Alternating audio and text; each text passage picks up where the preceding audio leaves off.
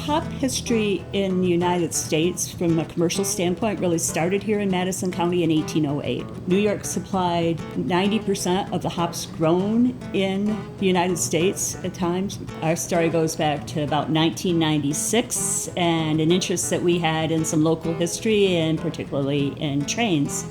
And a gentleman nearby where we lived at the time had bought the Munsville Railroad Station and had restored it. And we went up there and he said, "I've written a book about railroading in the Stockbridge Valley."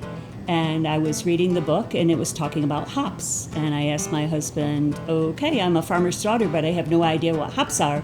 And he says, "It has something to do with beer, but I don't know."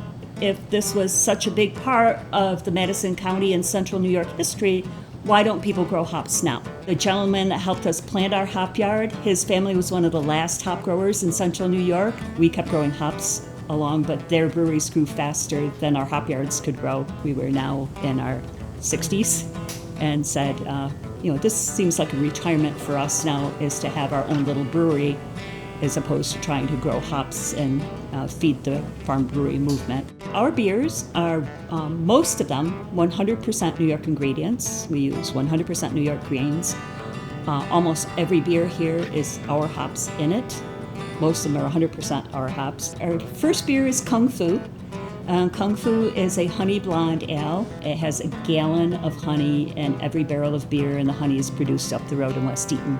Then after that came Aaron's Red, and that is an Irish red ale. After that came the brown ale, Bear Path Brown, named after the road that we live on. We've been collecting historic hop artifacts, and we do have a hops press, which is the way they transported hops. They would pick the hops and dry them and then put them into bales. So they press them in a big press. We have maps of the town of Stockbridge at the time that show where the hop farms were. We get one hop crop a year. They get strung up in late April, early May. They reach the top of the trellis wire, hopefully around the 4th of July, if the weather is cooperative. In late August is when the flowers mature and we pick the crop. One of the things that we have to offer is that glimpse into the historic aspects of hops and what it meant for this area. We have the artifacts, we have the story, and if somebody comes in here, I can tell you a full story.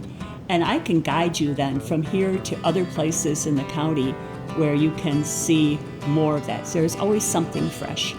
Our joke around here is we're not the first, we weren't the last. We're not the biggest, we're not the smallest, but I think we might be the most interesting.